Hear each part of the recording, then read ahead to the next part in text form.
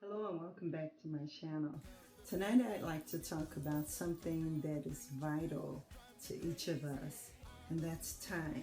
Not just using it or losing it, but making time for the things that are important in our life, making time to prioritize those things that we believe are important in our life. So let's get to it. So on today, I want to share with you something that I purchased, an hourglass. Yeah. And so I'm going to start by using this right now.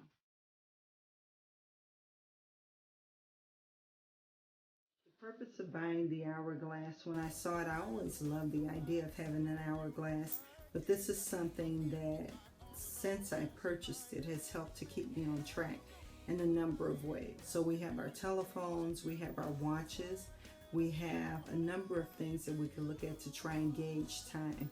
But when you talk about finding time and making time, it's important that we use something that will keep us on track. When I got the hourglass, it was something that I knew would help me stay on track in the moment. So let's say I wanted to make sure that I not go over an hour. This is an hourglass. So if I knew I didn't want to go over an hour in doing something, I pick up my hourglass and I turn it over, and that will start the clock to ticking. Yeah, it's easy to look at your watch or set your stove or microwave or your iPhone or something on a timer, but I enjoyed something like this. I could take a look at it, see how long I've been doing a thing, or determine that there is still a lot of time left to take care of what it was that I wanted to capture within that hour. And so I've been talking for a moment, and as you can see, there's a little bit of time, say maybe a minute. And so when you think about an hour and you think about an hourglass, there's a lot of time to do a lot of things within 1 hour, those 60 minutes.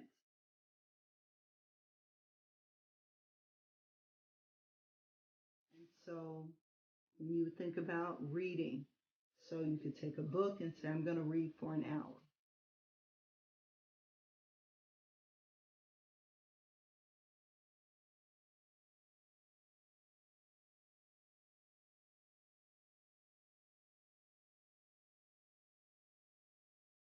Here's something that could track that time for you.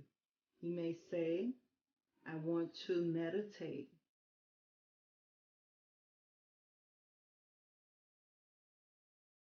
or I want to pray for an hour. Here's something that you can glance over it briefly that will help you keep track of what that looks like. You may think that you want to give some time and attention to a craft. You may want to plan for an event. Again, there are a number of ways to track how much time you're using and how to monitor it. There's something that's stated on this piece of attachment that's here that I kept on there just so that I could remember about this. And so what it states, it shows this clock here in Roman numeral,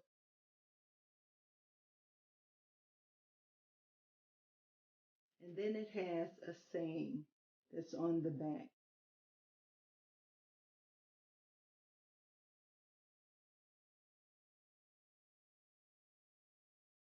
So it talks about not just saving time, but making time. And so that's what we have to do. We have to learn to make time for the things that are important to us. And so I'll add another clip here of what that looks like for me.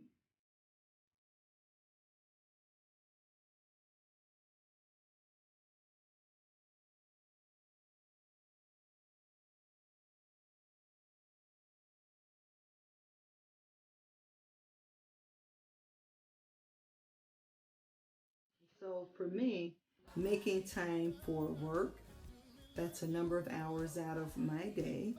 And that's something that provides me with financial stability at the time.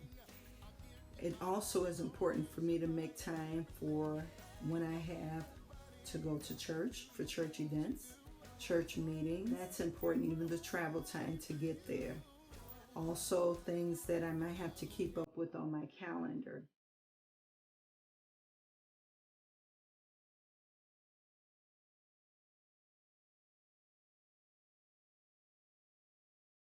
My planning.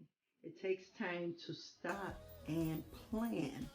And so, how much time do you want to dedicate to that? Is it a necessity? Do you have it all in your head?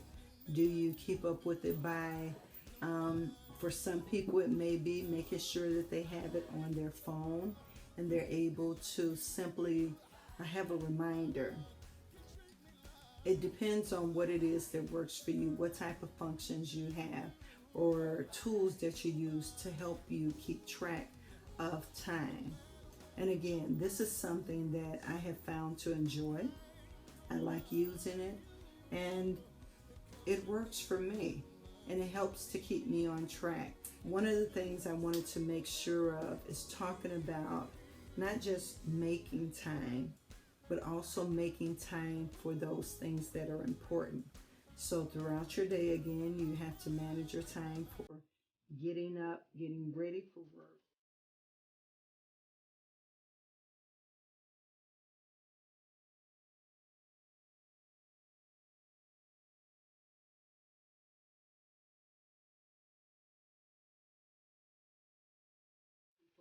Exercise in the morning, and you may say, I only want to use 30 minutes for that. I only want to use 15 minutes for that. But I want to make sure I get it done in the morning. Or some people may say, I want to get it done at night. But then prioritizing.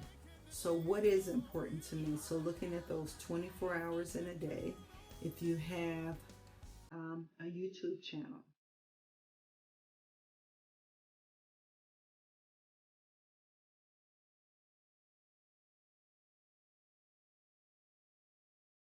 if you have another side business that you have to make time for, so what does that look like? Getting to work, um, the time that it takes to drive there, the hours that you spend there, the time that it takes to get home. Do you take a break mentally? Do you eat? Do you plan for that next working piece of business? You want to make sure that you take time for social events personally with your friends, or making time. For me, something I'm doing is learning Spanish. Este año voy a comprar mi casa si se puede. La palabra crea.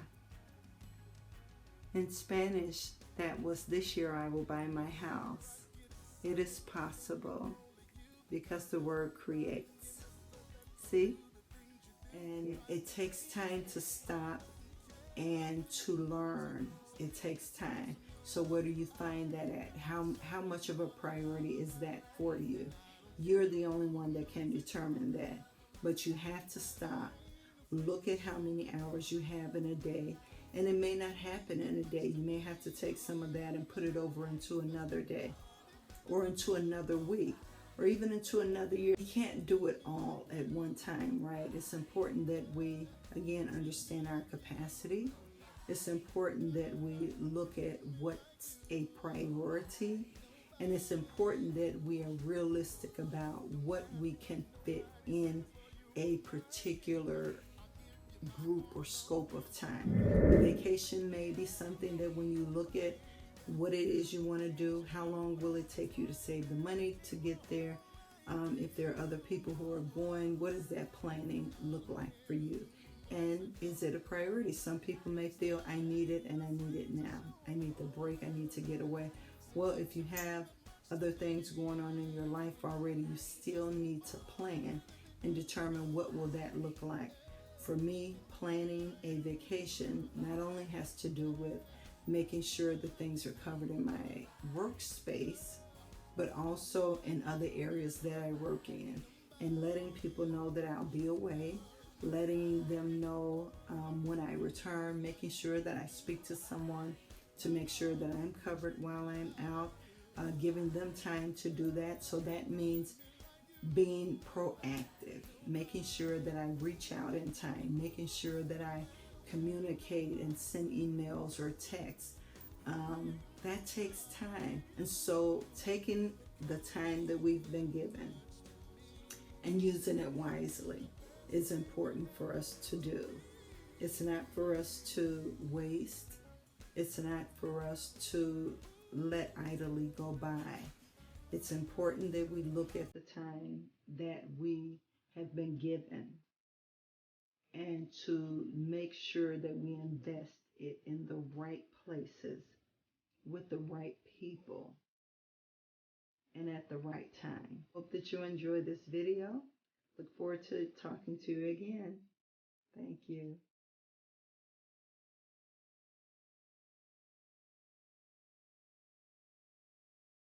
I also wanted to add my new hairdo.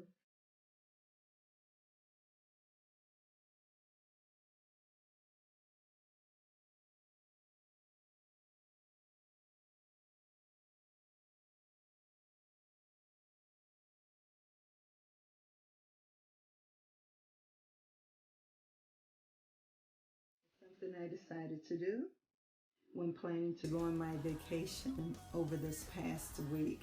I didn't want to have to worry about taking my hair down, doing different things daily, showering. I was in Dallas, Texas. I had a great time at a leadership conference. And so again, this is something I did for the first time since being natural, as far as adding some hair. And I think I did a pretty good job.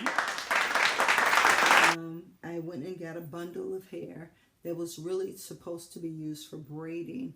And I just kind of pulled mine up, gelled it down, and began to kind of form in order to make sure that I was free to enjoy the event that I was attending without getting up every day worrying about what I was going to do to my hair. And so this has been up since last Wednesday, and today is Monday night. So this has worked for me, and it's helped me see the benefit of doing protective styles and not manipulating my hair every day. I saw a number of videos. I want to give a shout out to Jane Nash. She does some phenomenal things with natural hair, short natural hair. And so I had been watching a number of her videos. Jane, you're amazing, girl. You do some crazy things with short hair. So I was inspired, and this is what I did. You'd be surprised. My hair is very short and it's 4C, but I was able to gel it up. I was able to find a color that worked. Underneath, I used some small black rubber bands to bring my hair together, maybe 5 different sections at a time. So I have a rubber band here, here, all the way around. They're small rubber bands. And then I put the hair around in the middle, but then wrap more hair around just to keep it in place and covered. And I haven't had a problem for 6 days now. So thank you for watching this video. And again, make time for you. You're worth it.